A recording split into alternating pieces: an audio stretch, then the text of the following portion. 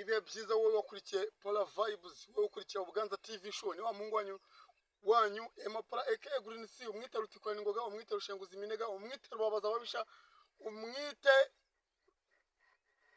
amazina wumva ushaka ariko nibagirwe Green, ndi inyanja ituje. Uyu munsi ngaruwe n'ikirero, ikiringaruye ni iki ngiki nje kubarabara ukuri mwahishwe.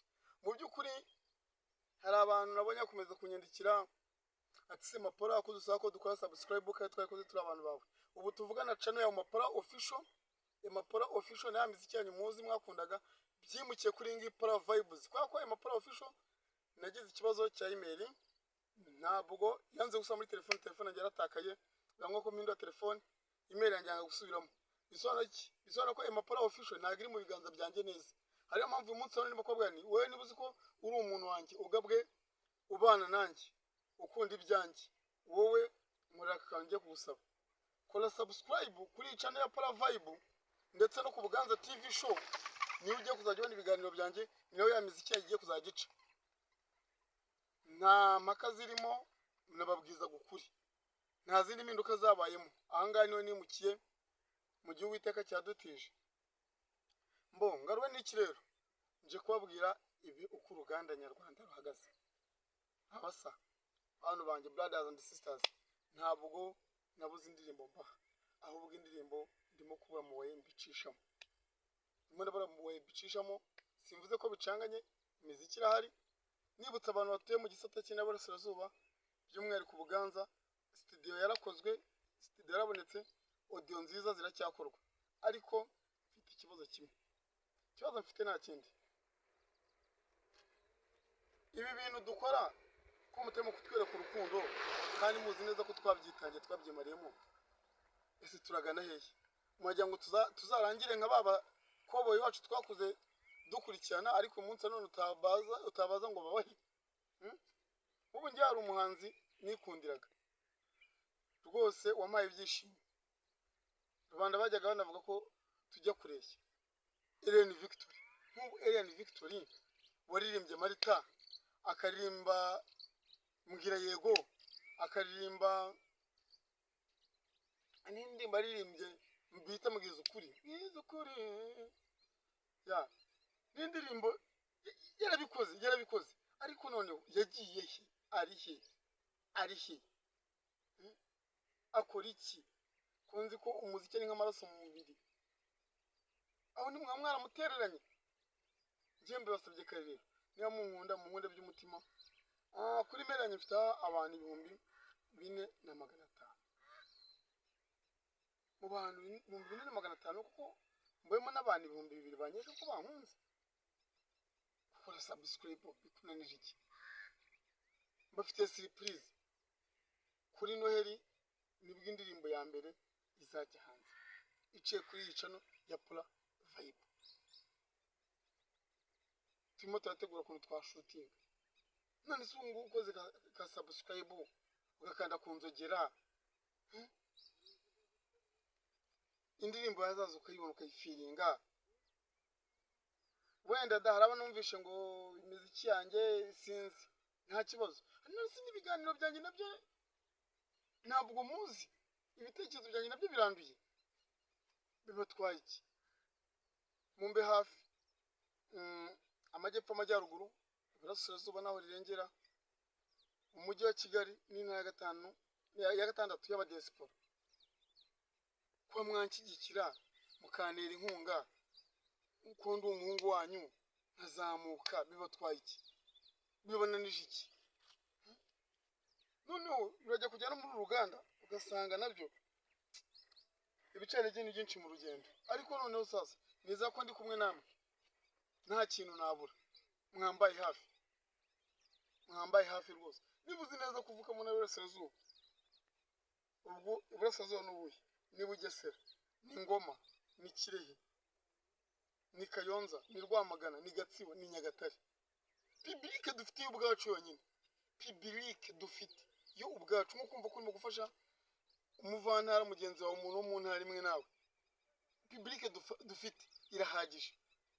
Ukibona iki kiganiro kuvuga ati wow, ni umwana wo mu ntara yacu, njye numva ntewe ishema n'umuntu w'iwacu tu. iyo umuntu wacu aguhinze vayiro mavuga na okay just ni namugeraho tavuga ni umuntu wanje ko tuvuka mu ntari imwe wamaye saposi amfashije wandwanye none numva ne ushema n'ibyo bintu mba numva kuba wamba hafi duturuka mu gace kamwe nta kintu bitwaye ndi ku Karubanda ndimo ndabasaba ubufasha bwo kunshyigikira mu nshyigikire mu ndwaneho njyewe nononze mbereke ko nanihirinze nikaraze ngende mbereka ducenga twinshi muri iki kibuga bagiye babahisha nge nukuza nkabishya ku Karubanda hano kuri Pora Vibe ku Buganza TV show none reka tuve no muri ibyo ngibyo wenda Nyagatare reka tuvuga ko batamwe subscribe niyo ngoma niyo cyane niyo Bugesera niyo Rwamagana akarika kanzo konyine ndimo right now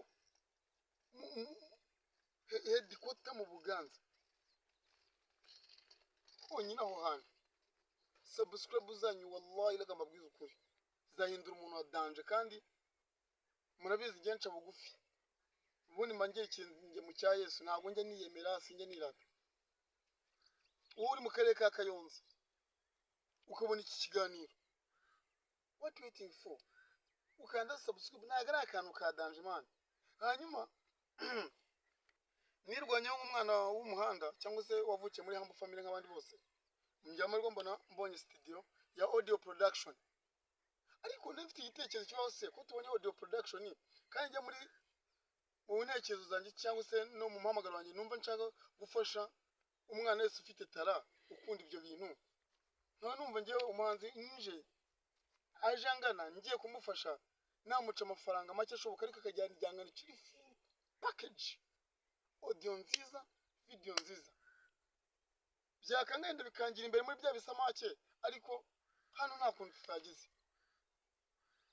ndabahereza nimero idolari rimwe papa idolari rimwe umugani w'umukigagara atinda kakagwira idolari rimwe kuri nteramo inkunga n'ubundi ni byerimo tukabona kamera ya danje tukabona imashini ya fresh tugafasha abana urumva njyewe ntabwo nakifata ngo ndiri naba meze nk'urimo kurira mu mvura ntago amarangi yabwa agaciro kumaje gukura amaje kuba umugabo aho bigeze niba ntarafashijwe ubwo nuko nyine ariko igihe cyageze ngo nanjye menye ngo nyene iki nyishakemo nirwaneho wenda nujye kumfasha aramfasha avuga ati umuhungu nyamara ko ntakatagize sofa ariko hari abana nyine aza kanakuruka muri kateye mu wepe idolari rimwe nkabona kamera nkabona imashini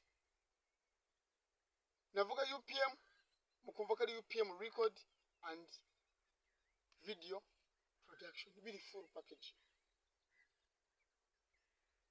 by the way nabasabaga mumfashe mu nshyigikire ukima kwandikira ikiganiro wumve ngo muri ngewe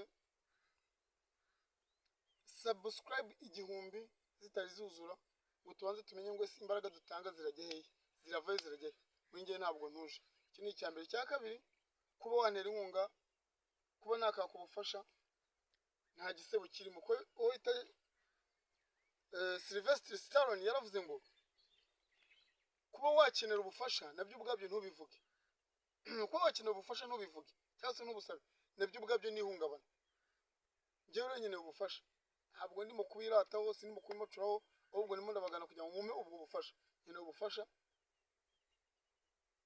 kandi nta cyankoze wowe meya vice meya executive umurenge executive w'akagari inzego zose umuturage cyangwa se umunyarwanda cyangwa umujyambere ari mu biganza bye kuba wamumereza ubufasha nta kibazo nta cyaha naba nkoze ibi ntabwo biri mu bigize icyaha kwa kubufasha ntabwo biri mu bigize icyaha rwose ahubwo nuko ndimo kubereka ko mfite umutima umenetse ndimo kubereka ko hari icyo nagakoze nanjye ubuto bwanjye rega ntabwo nese ngiye wajya ngiye ntabwo nshaka kwicira mu biro ngo nanjye nitwe umuyobozi uya ngiye ubuzima bwanjye nabuhariye ibyo numva nkunda ibyo nkunda rero ni umuziki ni entertainment ni uko umuntu yaba akeneye ubufasha nk'uko mbukeneye avuga ni nyamuneka umuntu akakeneye ubufasha ibyo nibyo nkunda nibyo niyeguriye nibyo mbamo nibyo mbarizwamo murakoze soze mvuga ngo murakoze niba mvu ushaka ko uzabona igihangano cyanjye gishya wicika intege kora subscribe byonyine. Niba mvu ukeneye kubona video yanjye iri kariti $1 ubwo ni 1500 ndakeka I think niba atari na 450 $1550 $1 nta kintu riguhungabanya ku bukungu bwawe rwose urimo kuzamuka, nta kintu rihungabanya ku iterambere ryawe, nta kintu rikubabazaho na kimwe